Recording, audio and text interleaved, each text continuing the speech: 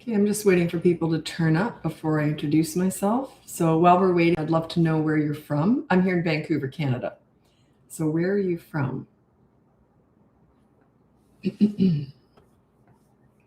What part of the world are you in? So I'm just getting my computer set up here.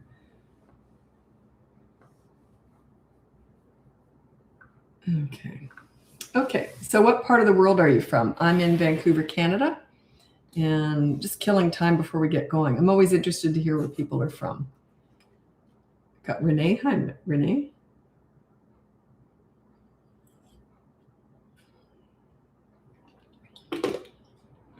Oh, that's some bad tea. Yuck. What is that? I don't even know what tea I just made. That is bad. What did I do wrong? Why does this taste so bad? Just a sec.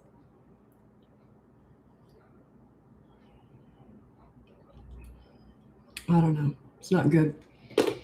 Okay. I watch my reels all the time. Oh, that's excellent. Thank you. I appreciate that. So you're the one, Melissa.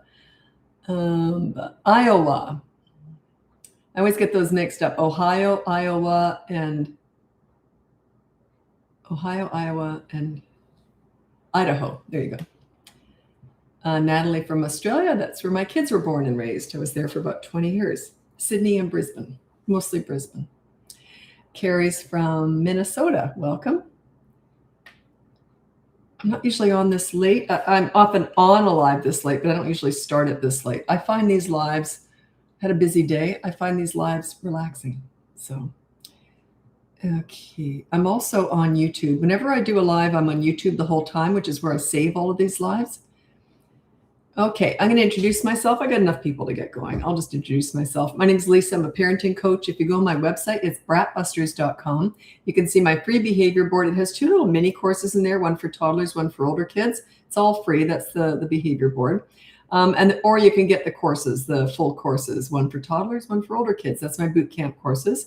Or you can look into coaching if you want to work with me one-on-one. I do have a big wait list for that, but I will get to eventually. Or you can listen to our podcast. It's called BratBusters Parenting Podcast. It's on all the platforms, and we save it on YouTube. So, and my daughter and I do it together because we work together. I'm going to try this tea again. How can you make a bad cup of tea? I hate cooking, but tea isn't really cooking, is it? I'm not a bad cook. I just don't do it anymore. So, because my family's all raised, I don't have to cook. Adults can cook for themselves.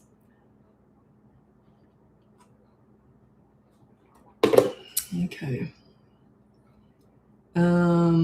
South Coast, New South Wales, South Coast. Okay. Natalie. I never spent any time past Sydney. I never made it down any lower. Oh, no, I went to Canberra.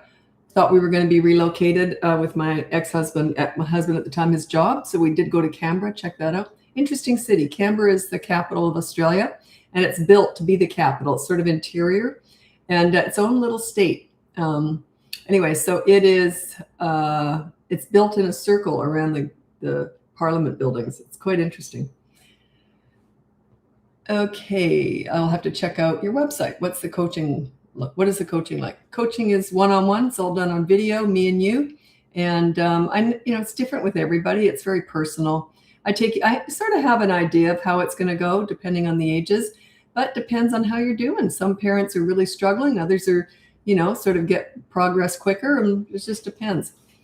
It's all up to you. I do have an idea of how I do it, but it's all up. So oftentimes things chop and change. Sometimes I don't like to go back because I'm not a therapist or anything. I'm just a coach, parenting coach, and I just teach parent-child relationships. I'm just setting you up as a leader, right? So I'm not a therapist. They go backwards, and coaches go forward. But sometimes I have to spend a lot of time discussing your own childhood because you bring a lot of that baggage forward into your own parenting, right? So a lot of stuff comes up. I never know. That's why I love coaching. It's my favorite thing in my whole business is coaching. I had a couple sessions last week, and I said to my daughter, they were meaty ones. I had to really think, put my thinking cap on and get creative. See, I love coaching. You never know. You never know what's going to happen in coaching. Okay, so I'm just waiting for your questions now. This is Samantha. My daughter is 8 and high-functioning autistic, and she stims. What's the chance of our 15-month-old wanting to stim like her so far? Oh, okay. I can't answer that. That's a medical question. I have no training in any of that. So, I mean, when I'm coaching, I do take on parents with children with special needs and stuff like that. But yeah, I can't answer that. I'm not qualified to answer that at all. Okay, my 3-year-old Emily says, as a wild child, your newsletters have been helpful. I was just saying earlier, I actually did a live early this morning, and I was saying that my daughter, she does all my marketing. She does all the newsletters. She edits everything. Anyway, we were just saying the newsletters, when she puts those out, she makes me read a lot of them because she wants me to check stuff.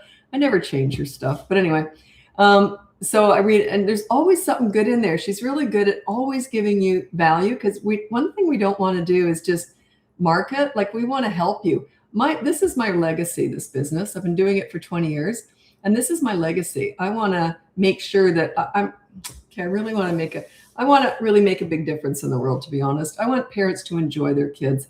That's my main goal. I want you to have fun with your kids and wallow in them. You can't do that when they're acting out. So discipline's part of it, but my main goal is that you have fun with your kids right through the teen years, just like I did. That's my goal. Toronto, excellent. I can't pronounce that. I'll give it a go, though. Farrakos. Oh, sorry. I can't do that. Sorry about that. I mess up names all the time. Okay. This is Emily. How can I get my 3-year-old to listen more? She has run away in parking lots, and I've gotten her to her level and connected. She finds it funny. You gotten to her level and connected? I don't understand. I don't understand that. What do you mean by that? You mean you're connected with her, playing with her? Yeah, that's not everything. It's a whole package. You got to get a whole bunch of stuff right before it really works, because you want her to listen to you. If she's 3 and she's running away, put her on a leash. Say, if you run away from me in public, that's life and death, very dangerous. I'm going to clip you into this leash. Yeah, just get a leash, whatever they call it. I'm not politically correct. I don't care about that superficial stuff. It's a leash. You're putting them on a leash. You attach it at the wrist or have a harness around their midriff, their chest, and clip them in. Got to keep them alive, right? You clip them into a car seat. Why not when you're out walking the streets, right? And people do dumb things when they're driving. I was hit by a car last year. Luckily, I stayed up on the hood, and it was a Tesla, so it had an automatic braking system.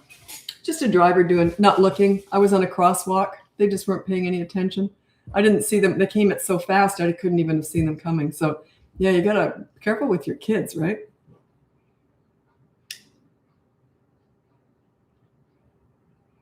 So my 8-year-old is huffing and puffing all day and has a bad attitude. What can I change? Only yourself. It's the only thing you can change. So yeah, work on your leadership skills, and that just doesn't happen. Their attitude is the very last thing to go away. You never address it. It goes away, or their bad attitude goes away organically once you set yourself up as a leader. 3 to 6 months of leadership consistently. That's how long it takes usually. You can start to see results within 3 to 6 weeks. You might want to check out my boot camp course for 3 to 12-year-olds. It's a 5-week course, and it's all laid out. It's all paced out for you. Setting you up as a leader. Remember, they're between the ages of 3 and 12. Their behavior is just a direct result of your parenting. So it just means they don't respect you. You're not a leader. That's all that means. You got to work on yourself. People often say, I got to fix my kid. No, you don't. You don't fix kids. You fix yourself. They will instinctively follow a leader. Set up your leadership skills. Get yourself cemented as a calm leader, and then have fun. You're calm during the storms when you're disciplining. You're crazy during the rainbows when you're playing with them, right? And your main focus is connection. Discipline is just something that you have to do. It's not my focus at all. Check out the pool story if you want to know really the way I treat children. The pool story. I can't tell that story again. Oh, I've told it so many times. But if you just Google BratBusters pool story, it'll come up. I've got another story that is the same thing, but just on steroids with a teenager I worked with. I only tell that in coaching. And I'm very careful too. Someone said to me, aren't you afraid these kids will recognize themselves, right? Because the pool story and that. I've changed enough facts that they couldn't. I've changed a few things. So might not have even been a boy. I don't know. But yeah, I've changed a few things around. I wouldn't want to embarrass anyone, right?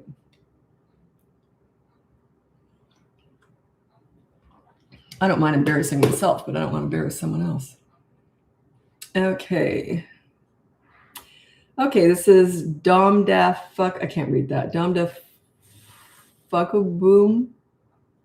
Hope I didn't say something rude that sounded rude. I often read stuff out, and I remember when I first started doing lives, I was trying to read out someone's handle, and when you read it just all in one go, it looked like a bunch of different words, and it was something really vile, and I said it out loud. Anyway, sometimes I got kids listening, so. Okay, they said, how do you encourage 3-year-old to attend sports? He has ice skating classes, and he just cried standing on the ice. Yeah, hit and miss. He might like it at 4. Try it again at 4. Try different things. You can't force them to enjoy something that they're never going to enjoy. Some people will never enjoy sports. My son didn't like sports. He's very athletic. He was just really lithe. One of those. He's just sort of had an athletic body and everything came easy to him. He's a beautiful swimmer, could ride his bike for hours up steep hills, but he just didn't like organized sports. He never did. He's not an physically aggressive person. He just found there was a lot of aggression in sports. This wasn't his thing.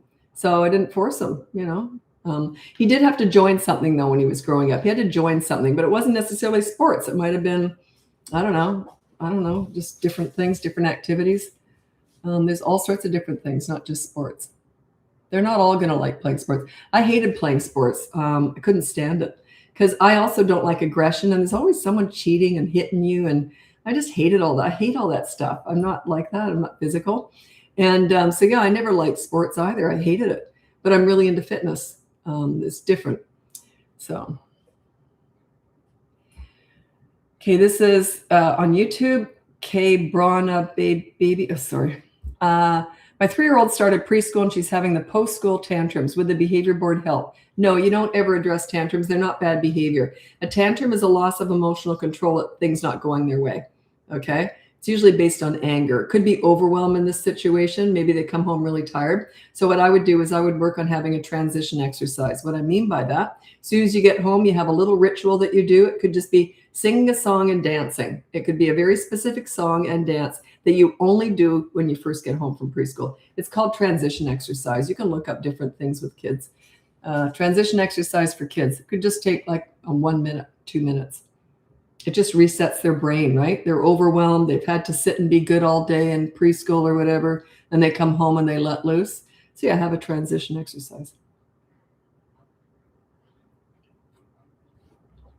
I remember I raised my kids in Australia, and I remember when we came home, I think they wanted to eat, so we'd get something to eat right away. That was sort of a thing. And then we'd hit the bike paths. We lived in a really great kids area that had bike paths everywhere. And then we'd hit the bike paths. It was sort of a ritual that we did every day.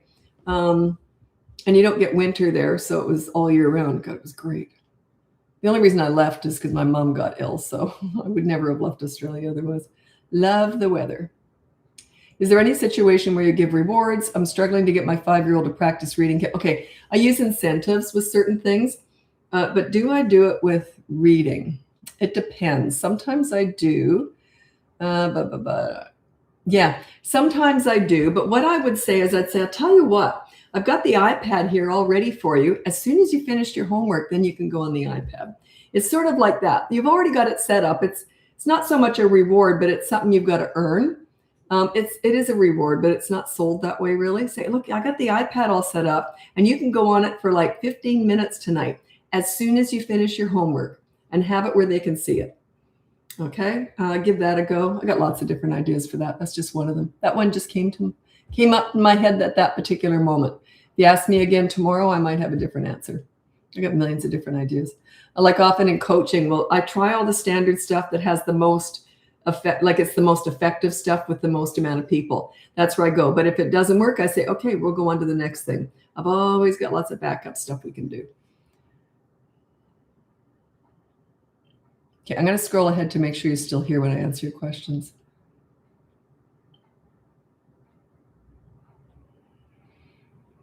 How do I get my 2.5-year-old to fall asleep without me staying in the room with her? You just say, okay, I don't know if they're in a crib or in a bed. Can they get out of bed? If they can get out of bed, you just walk them back and say, you're all right. Put them back in bed, kicking and screaming. Only one body part has to touch the mattress. You leave the room again. When they run out, you say, no, or bedtime, one word. So the first time you said stay in bed. Second time you say bedtime. Every time after that, you don't look at them or talk to them. You just calmly and slowly walk them back to bed. They'll eventually get tired and fall asleep. Okay, you got to outdo them. You got to out energy them at times. You're bigger. You can do it. But yeah, now if they're in a crib, it's different. But I'm thinking at 2.5, they might be in a bed. That was, okay, I won't go into it because I'm just assuming that they're, did I say bed or crib? No, I use the bed method, but if they're in a crib, it's different because they can't get out of bed, right? They're just sitting there screaming. So if you want me to go into that, I could.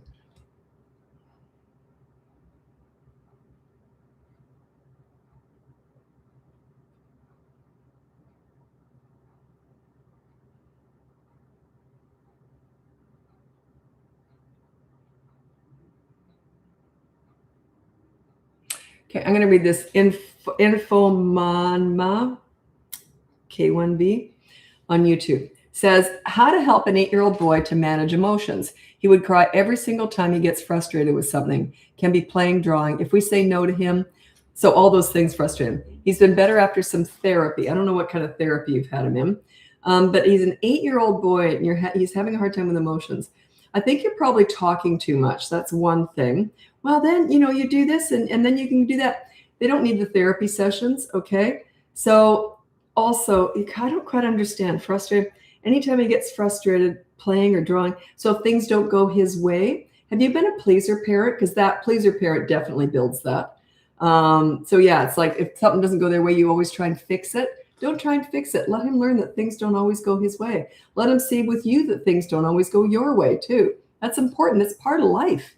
So yeah, pleaser parent style usually is what grows that. So I'm assuming that's what you were. So you might want to change your parenting style, become a leader, and it gets rid of that.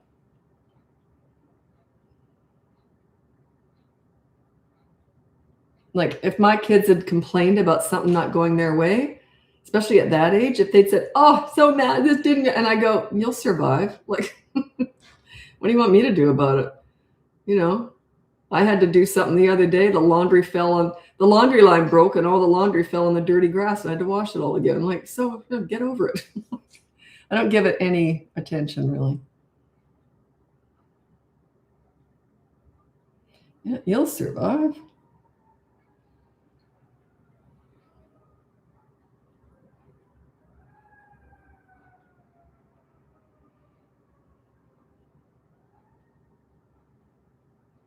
I don't have a lot of questions tonight.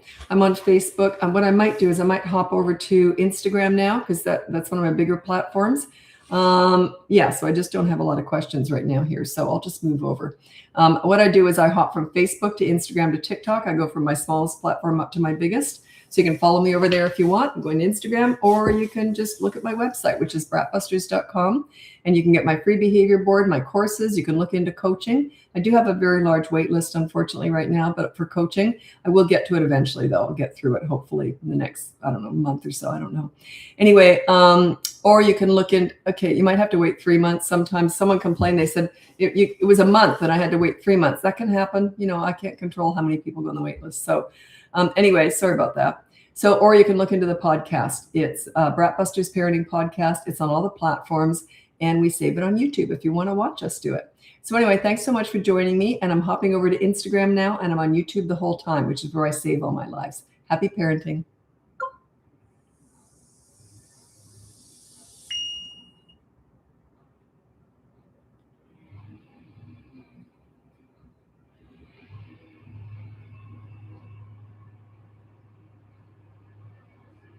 Okay. I've just got the worst cup of tea here. I don't know why. I remembered now it's ginger tea. Is it? Doesn't say on here, but yeah, it's ginger tea. Should have put 2 bags in. It's got no flavor at all.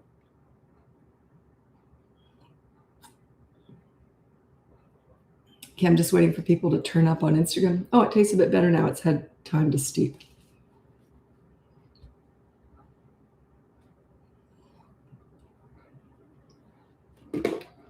That's not so bad now. Okay. I'm just going to welcome you to the live. My name is Lisa, and I'm a parenting coach. If you go on my website, it's BratBusters.com. You can get my free behavior board. Oh, I'm going to sneeze. Okay, you can get my free behavior board. You can look into my courses. I have 2 of them, one for toddlers, one for older kids. You can look into coaching one-on-one with me. There's a big wait list for that, but I'll get through it eventually. Or you can listen to the podcast. It's called BratBusters Parenting Podcast. It's on all the platforms, and we save it on YouTube if you want to watch us do it. It's my daughter and I. We work together. She does not work for me. If anything, it's the other way around. She's in charge of all the marketing, all the planning. Sometimes I'll say to her, oh, can we write a book this year? No, Mom, it's not the right time for it. Okay. Yeah, she's in charge of all that. Love your resources and tips. My daughter works very hard piecing together thousands and thousands of videos. She sends out tons of newsletters, and we've got 2 podcasts per week that she works very hard on editing. They take hours to edit. And yeah, she puts a lot out there. I just talk. It's easy for me. But she does a lot of work behind the scenes. Our goal is really to make a difference. It's a business too, but most people aren't going to give me any money. You're just going to hopefully just watch for free if you don't want to buy anything, right? So yeah, we really want to make a change. We really believe in this business. And I've been teaching this for 20 years. I've been doing this. I'm looking at the sneeze. I've been doing this myself since I was 11. I used to volunteer in daycare centers. I always just kind of understood kids. And I was drawn to them. I just find them fascinating. So, but yeah, I've been doing this forever. And I really believe in what I do. I believe in leadership. Makes them feel good. And when they feel good, they do good. Okay. When they feel bad, they do bad. So my goal is always to make kids feel good about themselves. That's what I'm teaching here. Okay. Plus, my main goal really is that you enjoy your kids. I want you to have fun. Parenting was the most fun I ever had. I wallowed in it. I loved it. It was fun and it was easy. That's why I teach it. A whole bunch of stuff I find difficult. Parenting, no. Kids, no. I just get them. And I always did. But I'm horrible at a whole bunch of other things. So this is just my lane. That's why I teach it, right? What did someone say? My daughter, she sees not all of them, but she sees some of the comments. And I think she sees most of the DMs. And she was saying that, what was it? We said something, some advice. And then someone said, oh, I can't remember what it was. Oh, way to make me feel bad about myself. This is probably raised by a pleaser parent, a compulsive victim. So we can't say that it was something like, well, I did find this easy parenting. And they said, way to make me feel bad about myself. A compulsive victim. I can't help you until you're ready to look in the mirror and realize that you can change. You can actually become a leader for your children. If you're just going to cry victim and not make any changes, I can't help you. You're probably better off to move on to someone else who's just going to give you all these word salad to make you feel great about yourself, but you're not going to get any better, right? If you're struggling with your kids. So, but anyway, I know that person. I know they probably won't change. I don't know who they are, but I know that type, right? The compulsive victim. Very hard to teach them anything because they're not open to it. They just want to cry victim. So if they're looking for help, I hope they find someone. From Australia. Excellent. Twinkle, twinkle, little star. Cute. Yeah, I'm Australian too. I know when people used to say to me, where should we go in Australia when we're traveling? I don't know. I just live there. I was just in the suburbs raising kids. I wouldn't have a clue how to be a tourist there. I know how to live there, but I don't know how to be a tourist.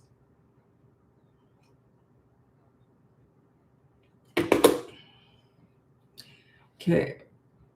So I'm going back and forth on YouTube and Instagram. This is new chef on the block. Cute.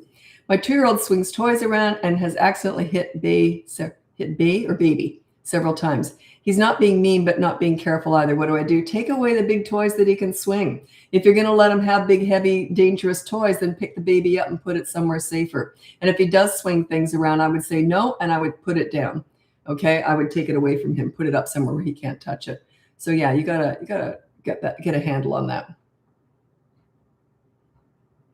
Sometimes parents will say, well, he didn't mean it. Yeah, but he did mean to swing the toy.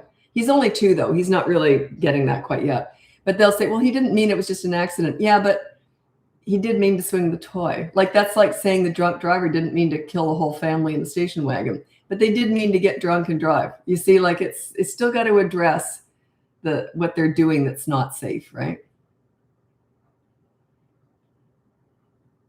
Okay, good. Oh, very good. This is Sepia _Hayes. There's another way of saying that word, though. I don't know what it is.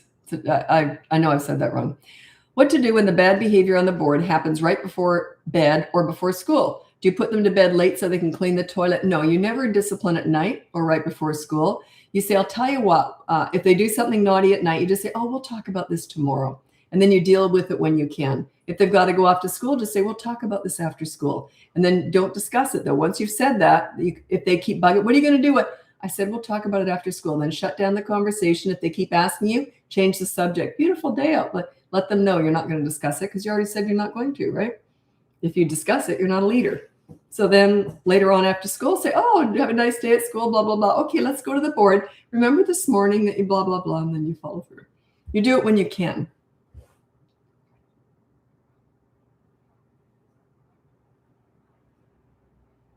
Okay, this is crap. Okay. How to teach an 8-year-old how to stop play hitting. That's not play hitting. It's not play at all. It's sort of a form of manipulation. It's like when they go, oh, I'm just kidding around. It's not. It's aggressive behavior. So yeah, it's not play hitting. He doesn't do it with other kids, just me and his dad. He does it sometimes when he's mad, but mostly as a way to play. It's not playing. Just say, no hitting. I'm going to put it on the board. Every time he play hits, go to the board. Okay, you hit. I was just playing.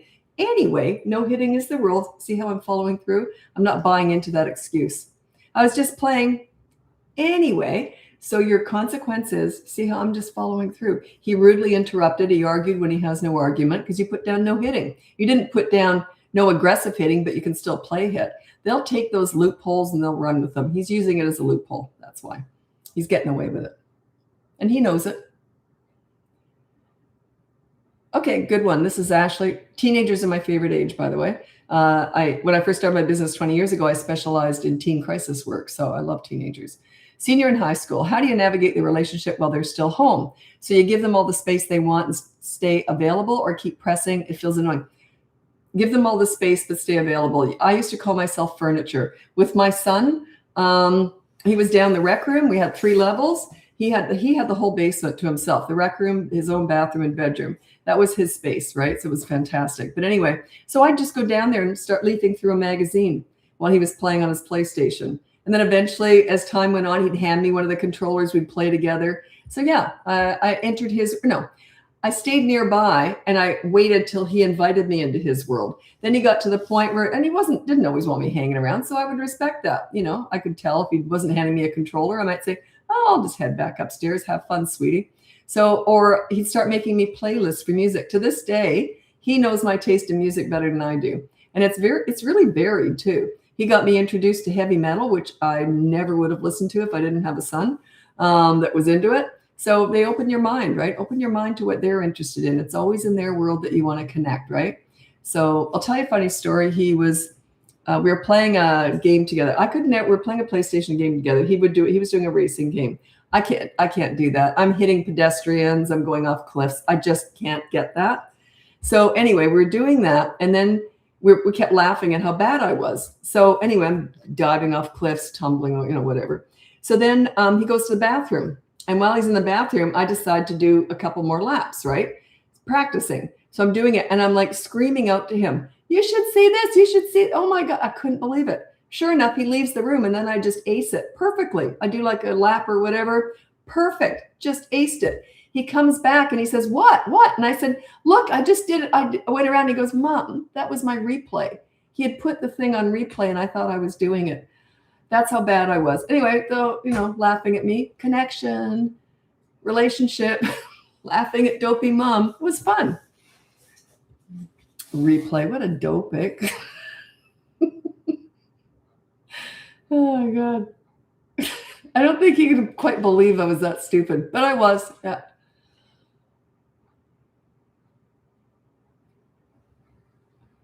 That reminds me of another time. He was very funny. And another time he was about 20 or something. And we were laughing at all the dumb things I've done because I have no filter. I'm out there and, do stupid things all the time. So we're laughing at all the dumb things I've done. Like as a mother too, especially around cooking. If I ever said, I know what I'll do, like a new recipe I'll make up, the kids would run. I mean, I hate cooking. Anyway, so we were laughing, like really laughing at all the stupid things I've done as a mother. Then I said to him, well, what have I done well? And he goes, what? They love it when you mess up. So it was like, what? You've done something well? But yeah, it's funny. Humor. Did your kids watch TV at a young age? Yeah, but it was very controlled, like Sesame Street. Actually, I didn't like that as much because it just became all about Elmo, like that voice. Ugh. Anyway, at one time, Sesame Street was different. It was really more educational, more varied, but then it just became, Elmo. So anyway, but there was this wonderful show called, I think it was called Play School, and it was in Australia, Channel 2, which is a government channel, and it was called Play School. It was so cute. It was like real people, and they were doing, it was sort of like Mr. Dress Up kind of idea back in the old fashioned days when I was a kid. But it's a really good show. It shows a lot of creative stuff, and it was just wonderful. And so I let them watch that. Most mornings, if we were around, I'd let them watch that while they got up in the morning in their jammies, and I think they'd watch it while I was making breakfast or something. So yeah, I did, but very controlled. Like I wouldn't let my daughter watch The Simpsons, but I'd let my son, he was older, I think he was 12 or 13 or something. I let him watch The Simpsons. But then I realized most of what's done on there that's rude goes over their head anyway. So, but yeah, I didn't let her watch The Simpsons. She had to go, I'd go play cards with her in the other room or something while The Simpsons was on. So.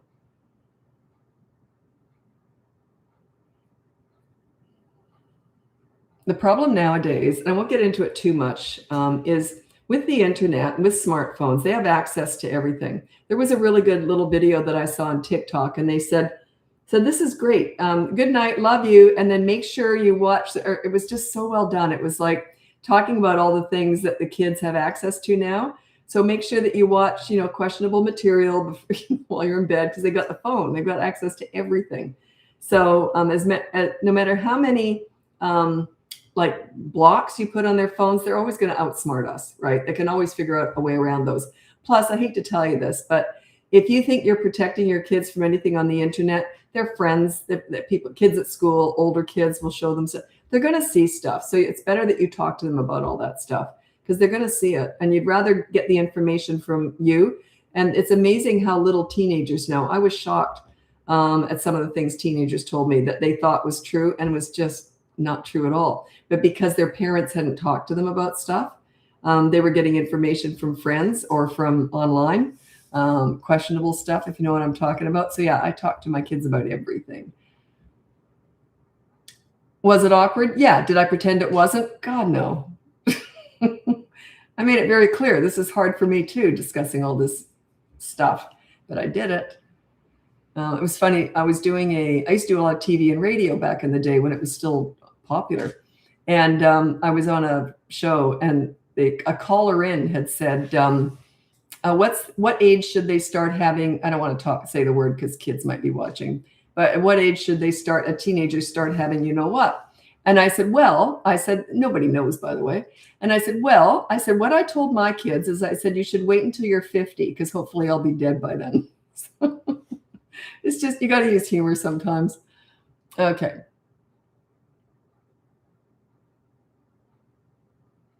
Okay, good, really good question. This is Jenkins Farmstead. How to handle child who halfway does the positive action consequence.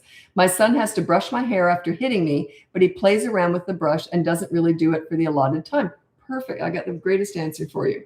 You have to give him something that's measurable and timed, like pick up 10 toys within 10 minutes, right? It has to be measurable and timed. So yeah, brush my hair for 5 minutes. If it's not working, move on to something else. Just pick up 10 toys within 10 minutes. You can't argue that, right?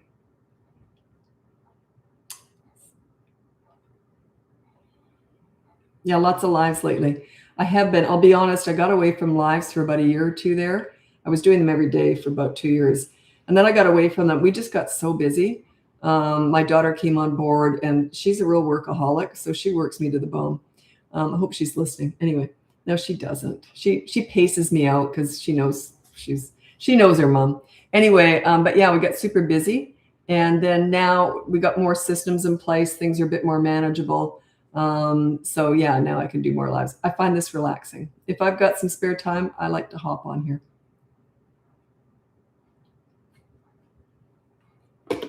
Because it's relaxing. Was that a good answer though with the Jenkins Farmstead? Think about it. Have it something that they just can't argue, like empty the dishwasher and put all the dishes away, right? Sweep the kitchen floor, harder to measure, right? Pick things that are measurable. Clean the toothpaste out of the sink. If there's toothpaste in the sink, it's not done. You see? Something that absolutely can't be argued. Double feature. Yeah, I did one this morning too. What had happened was I thought I had an appointment early with a client, but it just we hadn't RSVP'd properly. It was my fault. And so we hadn't confirmed it. So anyway, and then I thought, well, I'll just do a live. Because was planning on doing a session, so I thought I'll do a live. Okay, 3.5-year-old running away when we go for a walk. Okay. Yeah, it's preventable. You say, I'll tell you what, I'm going to put a harness on you before we go out. And if you run from us, I'm going to clip you in like that. And you're going to stay clipped in for the rest of the outing. It's going to be ugly. It's going to be hell on earth. Okay, but do it. And keep them clipped in for the rest of that outing. So go somewhere that doesn't matter. You don't do that if you have to get somewhere, right? Because they're going to drop and scream. But that's what you want. You want them to drop and scream because now they're processing that they're no longer in charge. You are. There's going to be some real kickback to that. What do you think about homeschooling? You're asking my personal opinion because I don't have a professional opinion on that, because it is just that. It's an opinion. It's a personal preference. It's like religion, co-sleeping, breastfeeding till they're 5. You know, it's in that department. It's a personal opinion. So there's no right or wrong with that. The only thing I could say about homeschooling is that usually they're mainstreamed when they go into high school, right? Usually, not always, but and the homeschooling communities are very tight knit. So it's a really good community, but I also suggest that you get them out to socialize with kids who are not homeschooled, because most of us are not homeschooled. Most of us are out, sort of having to navigate through public schools or private schools, but still not homeschooled. So the problem is when they go to high school students will tell me, who are not homeschooled or never were, they'll say, we can spot a homeschool kid a mile away. And they often struggle to fit in high school. That's why it's so important to have them socialize with non-homeschool kids, even though they're homeschooled when they're younger. Does that make sense? I feel like it didn't, but I think it did. Anyway, that's the only negative that I've seen, is that the fact they do tend to have a problem integrating into high school life. Like I said, lots of students have told me, we can spot them a mile away.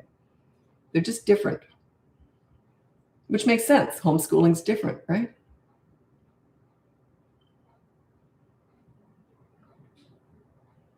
Does my 4-year-old always have to share her toys with her 20? No, absolutely not. What you do, if you've got an older kid and a baby or toddler that's always grabbing the toys, I'll tell you what, you can have your own toy. There's going to be 2 different types of toys in the house, shared toys, and you can have your own toys. Okay, they need to have that. It's not fair to have someone else coming, because little ones don't know how to be polite and all that. They're just going to wreck everything.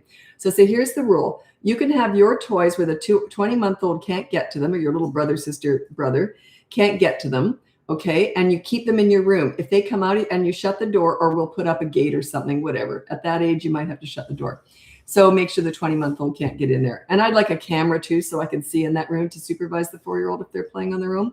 Anyway, say, if you don't want to be bothered, that's where you go. Or you can go play on the dining room table, somewhere where or up on this kitchen bar, somewhere where the 20-month-old can't get. Say, but if you make a mistake and open your door or bring the toy out where the 20-month-old can get it, they're too young to understand that. It's a free-for-all. You can't complain. So that's how you set it up. So it's up to them to manage it. Okay.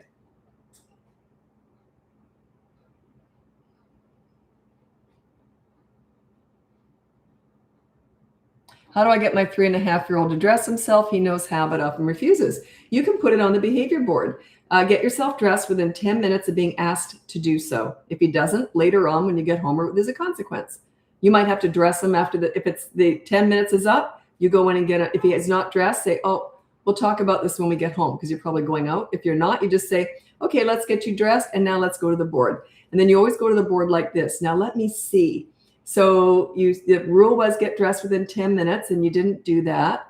And then they'll start arguing. You might look at them while they're arguing with you, and you just go like this. As soon as you're looking at them just like this. As soon as they stop talking, because they're rudely interrupting you. You don't need to respond to any of that rudeness. So you're just looking at them, waiting, like you're just waiting. As soon as they're done, you go, yeah. So anyway, your consequence is da, da, da, da, da. You're following through with the consequences. They rudely interrupted you. You might stop just to look at them, look like you're just waiting. As soon as they stop, you go, anyway, Okay, so you're consequent. You see how I'm doing it? I'm a leader. I'm following through with the board. I'm not going to let them control me, right? Very important. Parents just can't help themselves. They keep answering, yes, you did do that. Remember I told you, they've got you. Now they're in charge. They just pulled you down to their low road. You stay on that high road. You're you're following through with leadership. It's the behavior board. You're just following through with it. As soon as you start responding and defending yourself and explaining yourself, the more you explain, the more they complain, get all that, they're in charge. They know it. You don't know it yet, but trust me, they're in charge and they know it. They got you. They pulled you down to their low road, and that ladder's kicked out. You can't get back up to that high road. Once you've started to interact with that rudeness, you're part of it. They are now in charge.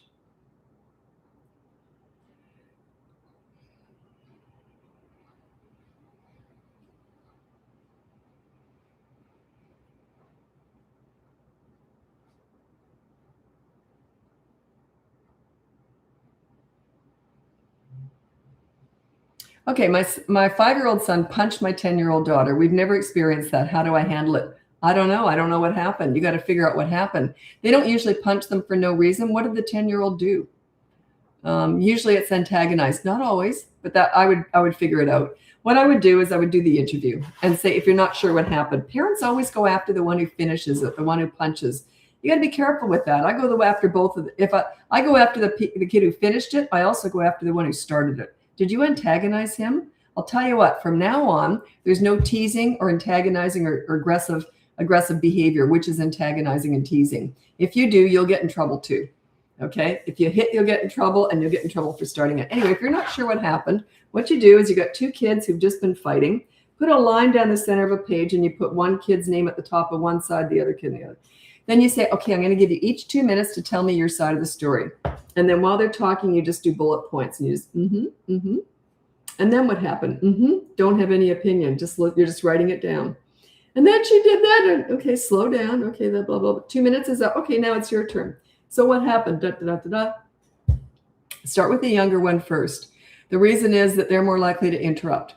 Or you can judge who you think's more upset. Start with them first because you don't want the interruption. Just say, you'll get your turn. So anyway, so then you look at it and you just look at it like this. So you've just written down all the bullet point from each of them, right? Drag it out. You want to be boring with this. So you drag it out and you say, now let me see now. Da, da, da, da. You usually know what's going on, but at this point. Anyway, so if you're really not sure, say, I'll tell you what, I just don't have all the information. I'll give you each 1 more minute to tell me the whole thing again. So go through it. If you really still don't know it, usually you can tell. By the way, the one who wants to do this, they like to be heard. The one who wants to do this probably is not guilty. The one who doesn't want to do it is usually the guilty one, okay? Because they're worried about getting caught, obviously. So, but you're going to have to judge it. Some of them are more clever. They think they got a really good lie, so they're quite happy to get involved. You can figure it out. Anyway, if you're really not sure, then you say to them, because they're 5 and 10, they're a little bit older, especially the 10-year-old.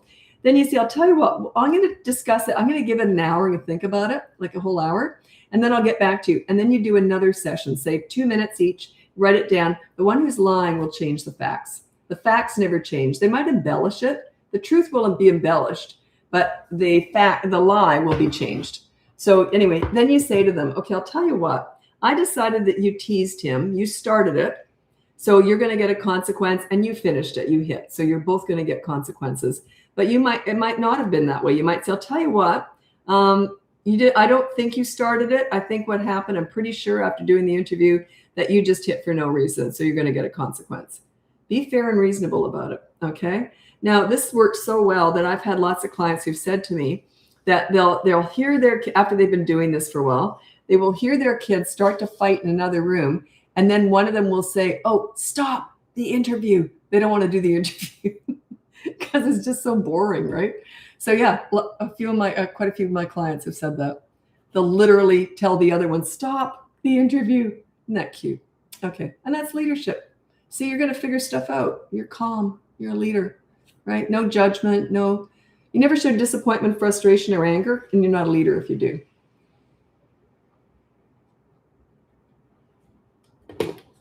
Okay. Oh, it's starting to get late. I got to go over to TikTok now if you want to join me over there. It's BratBusters Parenting. If not, you can check out my website. It's BratBusters.com. And you can see my free behavior board, my courses, coaching, big wait list, but I'll get to eventually. Or the podcast. It's called BratBusters Parenting Podcast. It's on all the platforms. And you can see it on YouTube, which is where we save it. My daughter and I do that together. Anyway, thanks so much for joining me. I'm hopping over to TikTok. Happy parenting. And if you're new here, I stay on YouTube the whole time. That's where my lives are saved. I think it's about 11 buttons to get over to TikTok. It's the hardest one to get over to. It takes forever.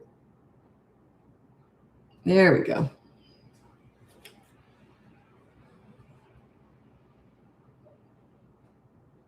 TikTok's my biggest platform. I've got almost 1 million people on there now. Mind blowing. I can't even imagine that. Yeah, I'm doing a lot more lives these days.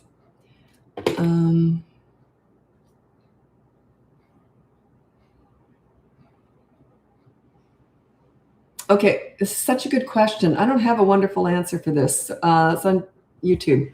The Smash 37. How much do I need to intervene during playtime if they are not physical or arguing? But I see my son, 3.5, take things from her without protest. She's only 1.5. It's wrong, but she doesn't mind. That's okay. I'll tell you a cute story. My kids were 5 years apart.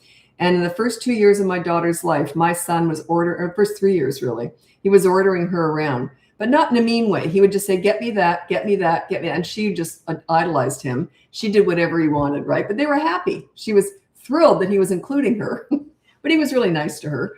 Anyway, so one day we were all in the kitchen or actually my son and I were in the kitchen. She was in the dining room, which is right there. And he said, oh, get me that or something. And she paused for a second. Then she said, no. It was my son and I both went, whoa. That was the first time she ever said no to him. It was like she finally woke up. And he went, whoa. My son and I both went, whoa. That was funny. So then he had to learn that, she wasn't his little servant anymore.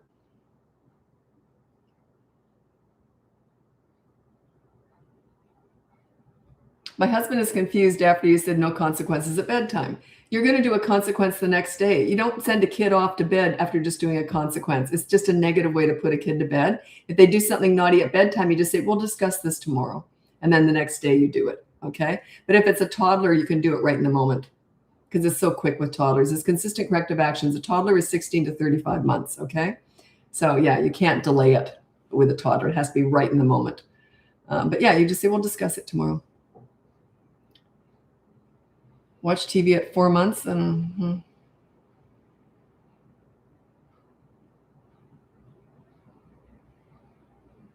Okay, consequence. This isn't a quick answer, but I'm going to read it out.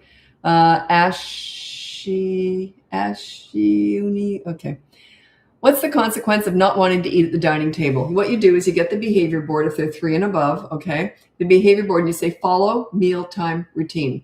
And then the mealtime routine, put it in a little list and you put it under the behavior board, put it in front of them at the dining room table, and it has on there, come to the table within 5 minutes of being asked to do so. Don't get up once you're sat down, and put your dishes in the sink before leaving the kitchen, okay, when it's done. That's the 3 rules that are usually on there. There's 4, sorry. The other one is no devices or toys at the dinner table. Okay, that's it. And just follow through. Don't discuss the consequences when they're at the table. Don't discuss it. So if they get up, let them get up. Let them do whatever they're going to do. You never want to stop bad behavior unless it's hurting someone. You just let them do whatever they're going to do. They don't listen to anything. And then after dinner, then you say, let's go to the board. Now let me see. You didn't come to the table. You didn't sit there. So you're just reading off what they didn't do. And then you say, so your consequence is this. Okay. So just follow through. It's a slow burn. Everyone wants this quick. It's a slow burn, right? You got to keep pushing through with this leadership stuff, and eventually they'll lean into it. Children need, crave, and want a leader. They just do. They'll lean into it. But you got to earn that position first. You got to earn respect. Parents just expect to get it. Doesn't make any sense at all. I worked my butt off with kids to get respect, okay? When I was working with troubled teens, I earned that. I earned that respect, I'll tell you. I worked for it. If I don't get respect, I always think this way. If kids don't respect me, I think, what am I missing here? What am I doing wrong? I always look to myself. Okay. Now I don't discuss how I raised my kids very often because I had respect from day one, because I was already very experienced with kids. I knew what I was doing. So I never had to get it. I already had it from day one. Toddlers are not going to listen all the time, of course, but it was starting to happen. You could see the difference, right? So I always had it, but I earned that. I worked for it. Okay. You got to work for it. You got to prove yourself to your kids. It's like one of my favorite stories, a real quick story, was that 8-year-old I was asked to work with. I'd heard about him. He was a real handful. They asked if I'd work with him one day. I said, sure. So I said, hi, I'm Lisa. He said to me, if you don't give me what I want, I'm going to have a fit. And I said, bring it on. And he never did. You could see it. He actually relaxed. He looked like, oh, finally a leader. It's like, she knows what she's doing. And he was great with me. He was wonderful. He didn't have to.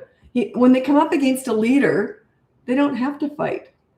There's none of that, okay?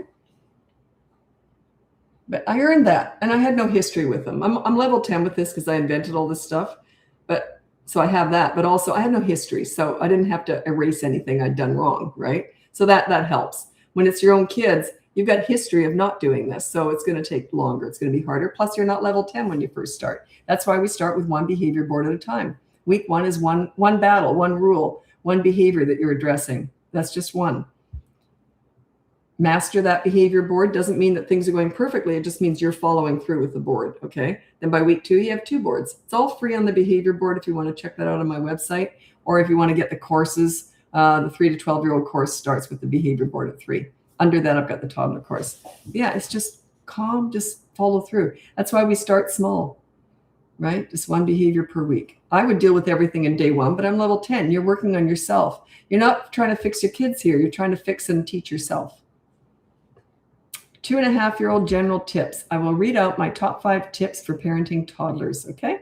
Toddlers 16 to 35 months, just the way I've broken it down. Number 1, child-proof your home so you never have to say no. Number 2, set up a toy rotation system so they're never bored.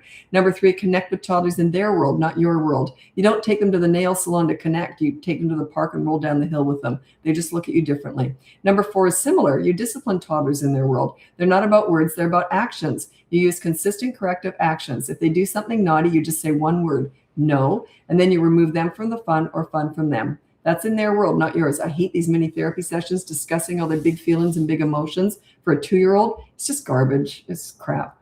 Okay, and number 5, it's very disrespectful too, because that is not their world. Their world is actions. They're watching you, they're not listening to you. Number 5, stop trying to figure them out. They're brand new, fresh human beings. They're just forming. They've got one marble and some tumbleweed floating around in there. Imagine if you've only been in the world for 2 years, and the first year you were a potato laying on a mattress. Like, think about it. Think about how little they know about the world yet, and you expect so much from them. Just have fun with them. Their love language is fun, okay? They're cute as a button, but they're all feet, no brains. Okay, I'm exaggerating. I talk in absolutes. It's just my way. And my daughter talks in disclaimers. No absolutes. It's all just, we could not be more opposite that way. It's really funny. Oh, that's excellent, Tegan. You're very welcome. And good for you. I'm just giving the information. You're the ones who do all the work. So pat yourself on the back.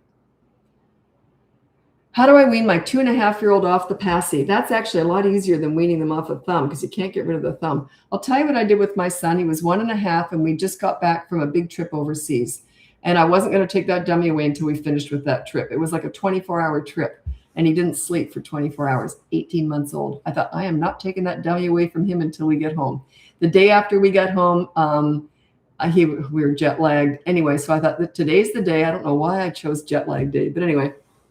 So I said to him, okay, you're a big boy now. He's 18 months old. You're a big boy. Let's put all the dummies in a bag. Remember, they're not really listening. They're watching. So we went very symbolically. We went around, got all the dummies and put them in a little bag. And then we tied it up.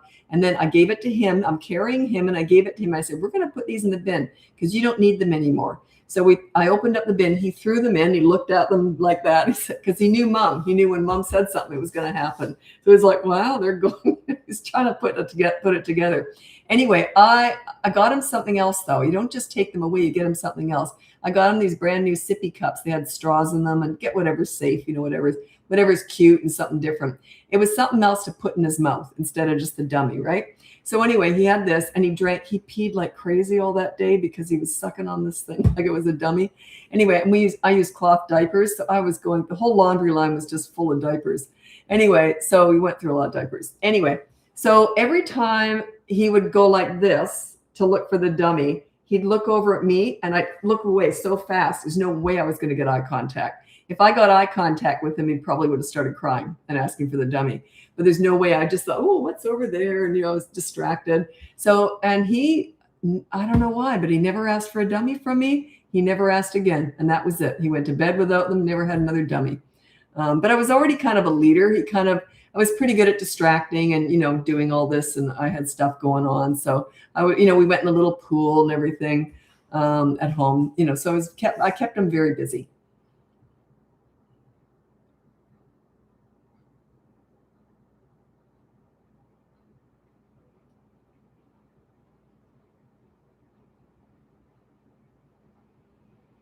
"15-year-old girl, consequences. I don't like grounding." Okay, I'm going to read my top 5 tips for parenting teenagers, my favorite age. Let me find it here. I already know it, but sometimes I mix up the order. Okay, these are my top 5 tips for parenting teenagers. Number 1, you listen to understand and show empathy. You don't listen to gather information to lecture with, or they will shut you out. If they want your advice, they'll ask for it. They already know it anyway. Number 2, you negotiate as much as possible with teenagers. So you say something like this: "Hey, I want your dirty clothes in the hamper from now on. What do you want from me?" Back and forth reciprocity. You're building mutual respect. Number 3, don't sweat the small stuff with teenagers. If they do something stupid, I would just say, "Well, that was stupid. Do you want to hear what I did when I was your age?" And laugh it off. Or do you want to hear what I did yesterday? It's okay to make mistakes, just like you did, just like you do. Nothing wrong with that. Number 4, don't leverage the good times to discuss the bad times. Often I'll teach, when I'm working with parents with teenagers, we don't focus on the discipline, we focus on the connection, right? So I'll teach them how to connect with their teenager, and then they'll want to discuss all the bad times. They just have to get it out of their system. And then they can't figure out why the teenager shut them out again. They can't put that together, even though I told them not to do it. So when do you discuss the bad times that you've been through with your teenager? Never. What's the point? It's just going to go downhill after that. Number 5, you can be a right fighter or you can be happy. They will die on any hill. Even if they know they're wrong and you know they're wrong and the whole world knows they're wrong, they're still going to die on that hill arguing if you're willing to participate in that. So don't do it. Just say, "I'll tell you what, let's just talk about it later, or let's just forget it." Okay? Just abandon ship. There's no point in arguing even if you know you're right. What's the point? So you said 15-year-old consequences. I don't like grounding. Yeah, I don't like grounding either. So yeah, you just say, "I'll tell you what, the rule is whatever," and start small with teenagers. Okay. Start with like, put your dishes in the dishwasher or put your dirty clothes in the hamper, something like that. Don't start with the pain points. Do not start there. You got to build up some trust first. Okay. So anyway, you put on a behavior board, just call it the rules or something, family rules, whatever, because you got a teenager, you don't want to call it a behavior board. Anyway, so, and you're on there too, okay? And maybe let them pick your rule. What do you want me to start doing or stop doing from now on? Okay, give more than you get. You got to give more, right? So anyway, if they come up with an idea, unless it's really silly, then do it, put it up there. So we've all got rules and consequences, the whole family. So their consequences could be just do a chore, and if they won't, then you get their phone for the rest of that night. It depends on how contentious your relationship is. If it's really horrible, there's a lot of sort of assessing the situation. You might just get their phone for an hour. But I'll tell you what, but if you make a mistake and you yell, usually no yelling is your rule. If you yell, they get your phone for an hour too. So you see, it's got to be, but that's your only consequence. That's the second one for them. They can just empty the dishwasher. If they won't do that, then you take their phone for an hour. So, but teenagers are more challenging because they're more smart, they're more advanced. They've really had it all over you for many years usually. So yeah, it's a lot more work. So really think about it this way. You connect before you correct. A lot of parents want to correct first, thinking they can connect that way with a teenager. You can with a toddler more, but not with a teenager. Nope, nope, nope. You connect before you correct.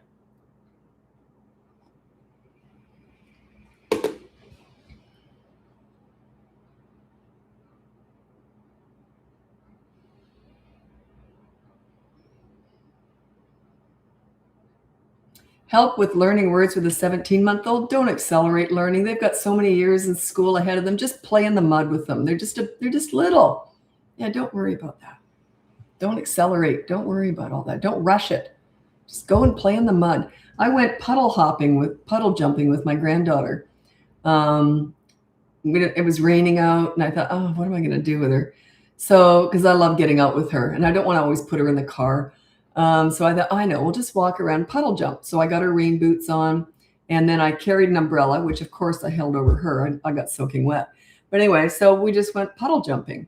And you don't just watch them do something. I did it with her, not every single time, but I did a lot of that with her. So yeah, just have fun with them. That's important. They're learning something when they're doing that. Anyway, she did learn that her boots filled up with water, but she didn't care. She was having a blast. Yeah, just puddle jump, play in the mud, all that fun stuff. How many consequences can you give in one day with an almost 4-year-old? What you can do, I don't talk about this a lot for some reason. I have a reason, but I don't want to get into it. But anyway, the behavior board, if they break a rule, then you give them a consequence, and then they're saying how many consequences, because they might break the rule 20 times in one day. I call this third strike, you're out. If they break the rule twice, you follow through with consequences. On the third one, you say, I'll tell you what, this is the third time you've done that. So we'll discuss it after dinner. You bundle up the whole day, and then you go straight to the second consequence. So the big one. Okay. So you're bundling up a whole bad day, and you say, I'll tell you what, you just kept breaking the rule over and over again. So here's what we're going to do. We're going to go straight to 24-hour media blackout, or whatever the second consequence is. So you bundle up the whole day and go with the big kahuna, the big consequence. Remember, stay calm. They'll argue. You want them to have a fit. Their tantrum is a loss of emotional control and not being in charge, not getting their own way. That's okay. Let them process that. You cannot regulate their emotions. It's up to them to learn how to do that. And they do that by watching you. But your calmness is what helps them self-regulate. You can't self-regulate anybody. They have to do it themselves. That's why it's called self-regulating, right? You can't turn a dial and regulate someone's head. It doesn't make any sense. But they're watching you. Your calmness is what calms them down.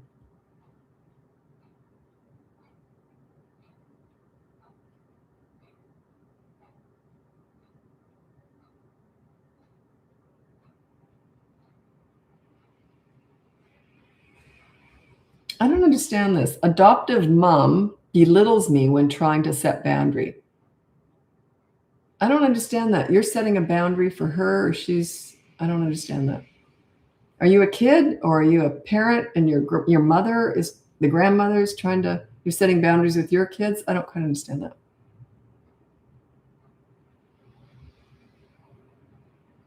What's been the most helpful thing for you to stay calm? Well, I understand kids, so it's easy to stay calm because I know how well this works. I've been doing this since I was like 11. I just always understood kids. So, and I was obsessed with figuring them out. I was always trying to figure myself out too. Because I figure if you can figure out kids and how we all form, then you can figure out people like adults. Kids are people, but you know what I mean? You can figure out adults.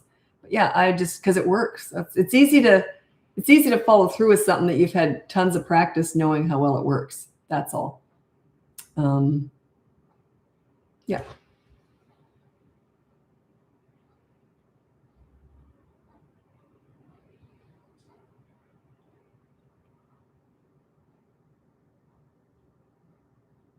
Isn't never having to say no detrimental to them? I don't understand I don't understand that. I don't say that. Never having to say no? I've never said that.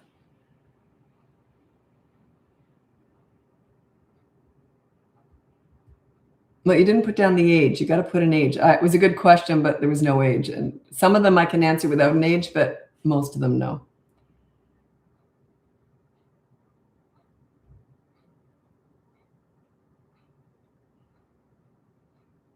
How can I teach my baby who is under a year-old good behavior? You don't. You just redirect if they do something naughty. You can hold their hand if they hit you when you're holding them and just say, no, and then you go over and read a book. You never say no that it scares them. It's just like, no.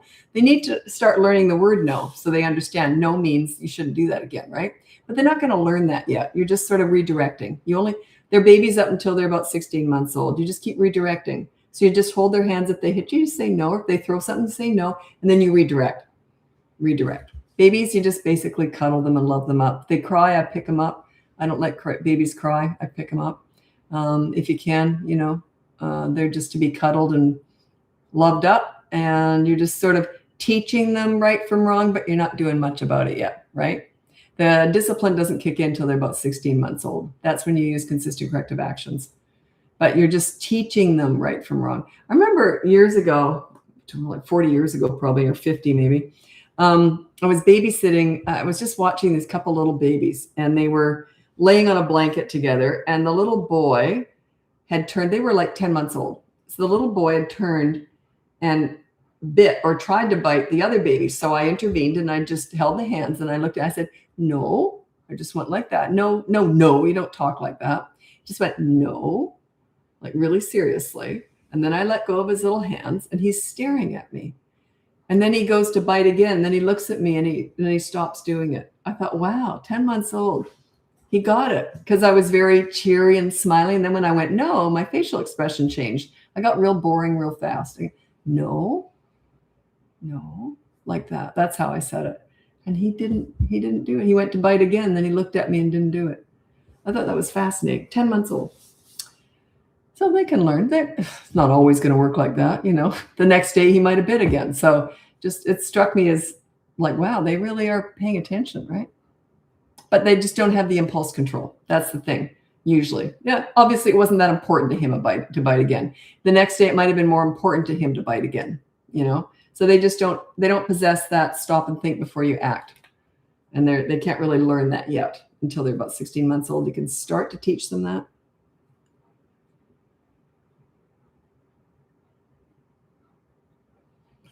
Oh, this is a good way of putting it. The Smash 37 said, never have to say no, like when you're childproof your home. I wish my house was together enough to never have to say no. It was just my choice to do that because I didn't want to have to follow my kids around. And whenever we had other kids around, there was nothing to get into. Actually, friends used to say they loved coming to my house because I had a change table and a cot they could put their crib, they could put their kids in, toys everywhere. But there was nothing to get into. So they didn't have to follow their kids around. But it was just my choice to do that. There was nothing from the waist down that the kids couldn't touch. And I remember my son went through a rolling around in the curtains phase. So I put all the curtains up on top of the rod for a while there. And then he lost interest. And it was funny because people say, well, I want them to learn not to touch things. Yeah, but by that age, my kids weren't precocious because they weren't used to getting into things. So by the time they were about 2.5, probably, they weren't touching anything. So I could start putting stuff out again. But I do remember putting the Christmas tree. See, I never wanted them to get hurt either. Like I've known people who've put Christmas trees out and then they want to teach their kids not to touch it. Every so often you'd hear a story. A kid climbed up a tree and got hurt because it fell on top of them. I didn't want to risk that stuff. So I remember putting the Christmas tree behind the couch and then angling the couch in a corner. So if they were going to climb it, I was always sort of around anyway. But they couldn't get real fast access to the tree. I remember doing stuff like that. And I think I put it up in a coffee table behind there, so it was still up quite high. But just stuff like that. I wanted my kids to be safe, and I didn't want to have to worry about them. Because you got to go to the bathroom, right? Go to the bathroom, and who knows what they can get into. I don't know why, but my granddaughter, she's 2, she's just never been one to touch stuff. She just never, they just will say no, and she just doesn't touch. She actually is quite an easy little girl, very easy little girl. And they're good parents too, but still, she doesn't seem to be precocious. She's easy to look after. I have her 1 day a week. And she's just such a pleasure to look after. She never gets into anything.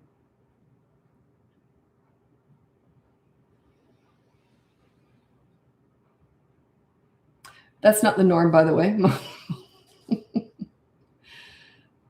My kids would have been more precocious getting into stuff more than she is. It's just, it's just not her way.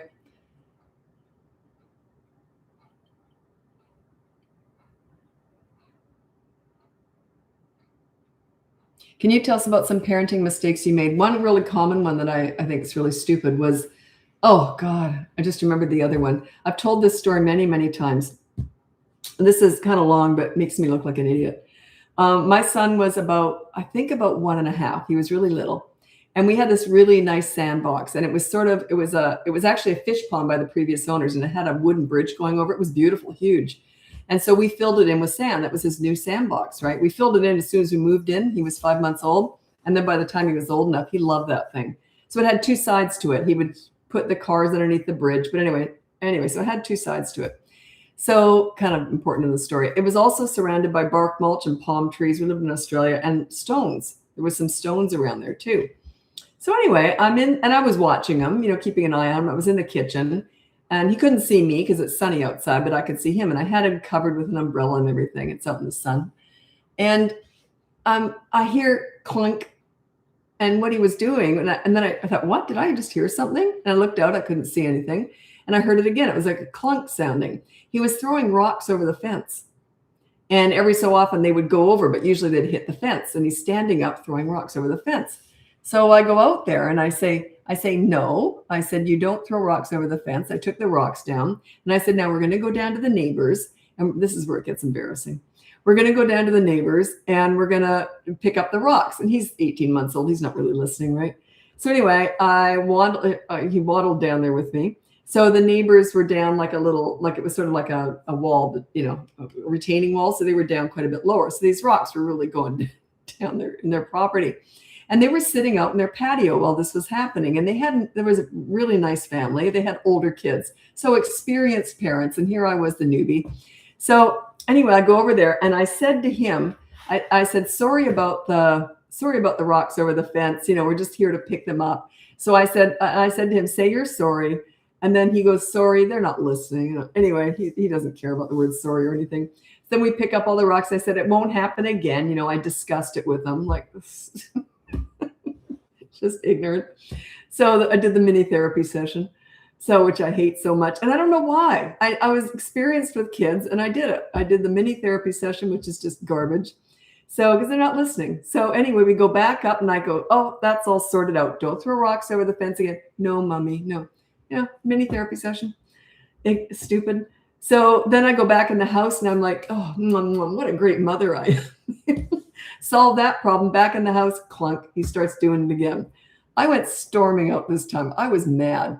I start storming out of the house. I was mad. Halfway out, I stop myself and I go, wait a minute. He's 18 months old. He can't see me. And all he's thinking is throwing rocks over the fence is fun. Because he can't see me. He doesn't realize I'm watching him, right? So anyway, so I stopped myself. Then I had to go back down to the neighbors. This time I'm carrying him under my arm. And I said, oh, sorry about that. I could hear them laughing when the rocks started coming over the fence again. So they were thinking, stupid Lisa thought she could solve it by this little conversation she had with him. So anyway, I said, we're back again. I know he threw rocks at it and I'm laughing. I'm embarrassed too. So we picked up the rocks again. And then we go back up. Now I'm going to do it right. Okay. So what I did was I transferred him over to the other side of the sandbox. So he wasn't near the same rocks. It was different looking. So I moved his environment. Then I played with him for a while, showed him what I wanted to do. So I'm diverting his attention. So I'm playing with something else. And then I said, and mommy's watching you. Then I went back in the house and I kept calling out to him. Because every time he'd go look at the rocks, I'd say, oh, you're having fun. I didn't say don't throw rocks because that's like basically saying throw rocks because all he's hearing is rocks, right? So I just said, oh, you're having fun? And he'd go, oh, okay. And it was correct. He'd correct himself because he realized mom was watching him. But anyway, that was kind of stupid. How embarrassing in front of these neighbors. They were so nice, but their thing is stupid, Lisa. Anyway, it was kind of embarrassing.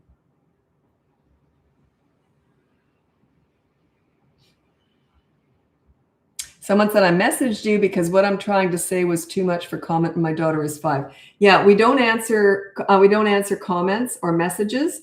If you want us to answer, because we just don't have time, we get thousands of them. So if you go on my website, you can submit questions for the podcast. It's the only place where I answer questions, just because I don't have time. I do the lives. This is all free. I do this. The podcast is all free. It's the only 2 places that I answer questions, except of course in coaching, but that's different. So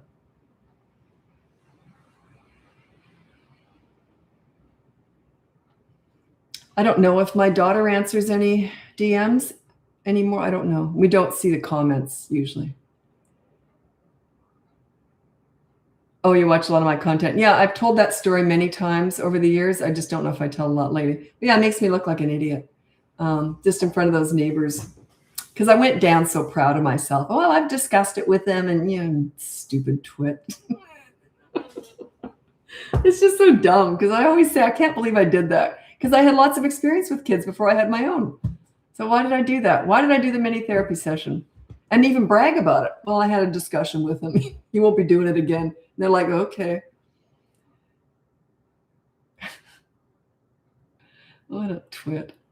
Okay, actually, I got to get going. I've still got lots of work to do, so I better get to work. Anyway, thanks so much for joining me. Check out my website. It's BratBusters.com. You can get my free behavior board. You can look into my courses if you want to buy one of those, one for toddlers, one for older kids, or you can look into coaching. I've got a big wait list for that, but I will get to you eventually. Or you can listen to the podcast. No wait list, and it's free. It's called BratBusters Parenting Podcast. It's on all the platforms. We do it every Tuesday and Thursday, and we save it on YouTube if you want to watch us film it, my daughter and I. Anyway, thanks so much for joining me. I really appreciate it. Happy parenting.